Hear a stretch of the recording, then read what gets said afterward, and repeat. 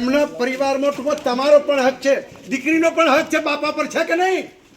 પત્નીનો પણ હક છે પોતાના પતિ પર, ભાઈનો હક છે, બહેનનો હક છે પોતાના ભાઈ પર. તો તમારે કહેવાય કે પપ્પા તમારા શરીર પર તમારો એકલાનો હક નથી, મારો પણ હક છે. પત્ની કહી શકે કે તમારા શરીર પર તમારો એકલાનો હક નથી, મારો હક છે. બહેન કહી શકે ભાઈ તારા શરીર પર તારા એકલાનો હક નથી, મારો પણ હક છે.